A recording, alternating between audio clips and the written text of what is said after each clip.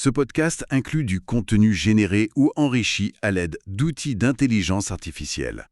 Les informations partagées sont fournies à titre strictement informatif et ne constituent ni des conseils financiers, ni des conseils d'investissement, ni des conseils juridiques. Nous vous recommandons vivement de vérifier ces informations de manière indépendante et de consulter des professionnels qualifiés avant toute prise de décision. Luxembourg Fundcast en français. Bienvenue, aujourd'hui on se penche sur une question assez pointue tirée de 2 sources. Quand et pourquoi choisir la voie pénale dans un conflit commercial au Luxembourg? Oui, c'est une décision stratégique majeure. On va parler spécifiquement de la plainte avec constitution de partie civile, la PCPC. Et de ce fameux principe, le pénal tient le civil en état. Un nom un peu barbare peut-être? Un peu, mais très parlant.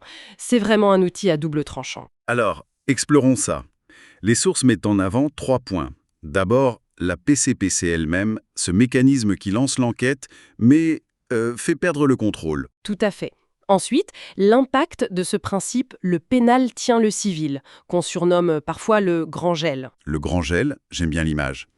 Et enfin, le 3e point, c'est l'aspect financier assez unique à la voie pénale. Exactement. Commençons par la PCPC. Il faut bien la distinguer de la plainte simple. La plainte simple, c'est quand on va voir la police ou le procureur, c'est ça? Oui. Et là, le procureur d'État a toute latitude. Il peut décider de poursuivre ou pas. C'est ce qu'on appelle l'opportunité des poursuites. Avec le risque que ça n'aille pas plus loin, un classement sans suite. Précisément. La PCPC, elle, c'est différent.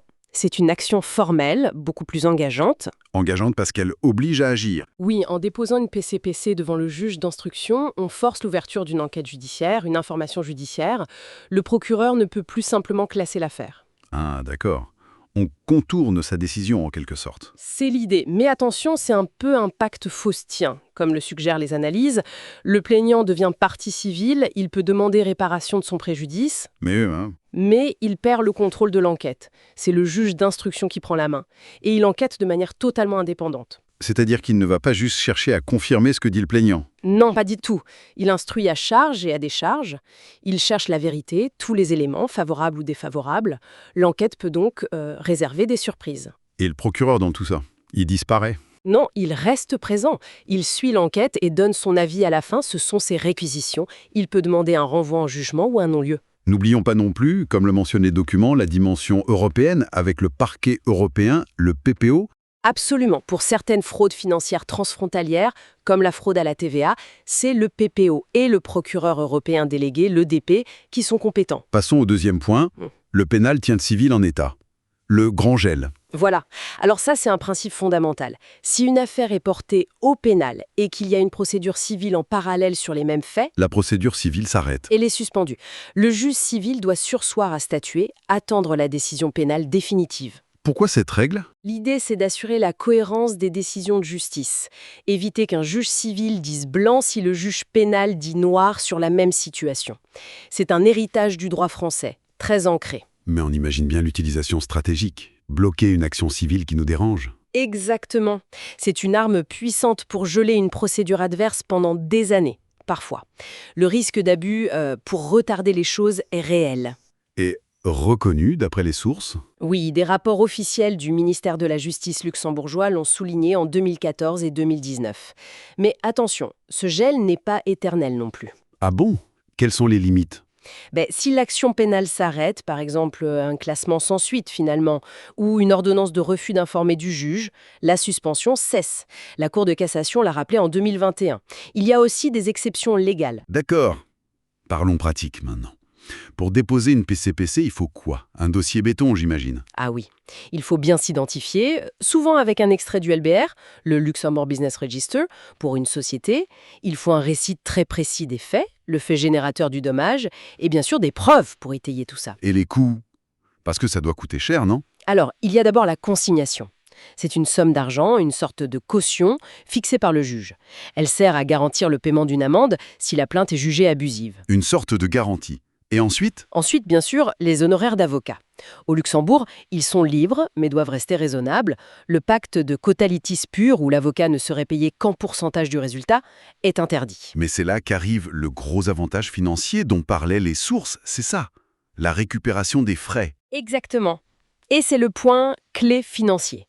Si la partie civile obtient gain de cause, si la personne poursuivie est condamnée, la partie civile peut demander le remboursement intégral de ses frais d'avocat raisonnablement exposés. Intégral, ouais.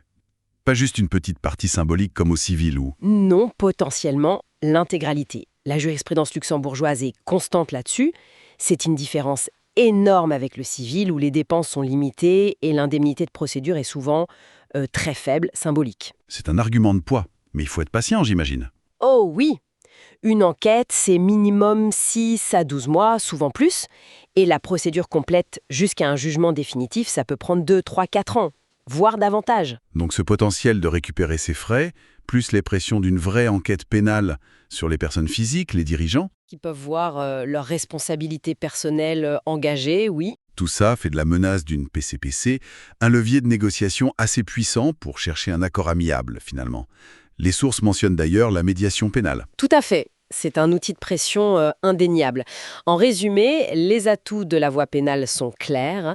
Une enquête menée par l'État avec des moyens importants, l'accès au dossier pour la victime, la pression sur les individus et cette récupération potentielle des frais. Mais il faut aussi voir que le paysage juridique bouge, même si les grands principes restent. Oui, ils sont stables, ancrés dans la tradition juridique, mais les lois et les pratiques évoluent. On a vu des lois récentes citées sur la recherche des fugitifs, sur les PPO, il y a des projets sur la digitalisation, il faut une expertise juridique vraiment à jour. Donc, pour synthétiser notre analyse des sources. 1. La PCPC, c'est un déclencheur puissant, mais on perd le contrôle. C'est un pari. C'est ça. 2. Le pénal tient le civil. C'est le grand gel, très stratégique, mais attention aux délais et au risque d'abus. Et 3. L'argent. La possibilité unique de récupérer tous ses frais d'avocat. C'est l'avantage financier majeur, mais au bout d'un long chemin. Voilà les points essentiels qui ressortent. Une dernière pensée, peut-être, issue de cette lecture. Est-ce que cet arsenal pénal, si lourd, si long, avec ses risques pour la réputation, vaut toujours le coup face aux gains financiers potentiels? Ou est-ce que des solutions alternatives, même moins complètes, ne sont pas parfois préférables? C'est une question de pure stratégie au cas par cas, j'imagine. C'est exactement ça. Il n'y a pas de réponse unique. Ce podcast inclut du contenu généré ou enrichi à l'aide d'outils d'intelligence artificielle. Les informations partagées sont fournies à titre strictement informatif et ne constituent ni des conseils financiers, ni des conseils d'investissement, ni des conseils juridiques. Nous vous recommandons vivement de vérifier ces informations de manière indépendante et de consulter des professionnels qualifiés avant toute prise de décision. Pensez à liker et à vous abonner. Le Luxembourg Funcast en version française.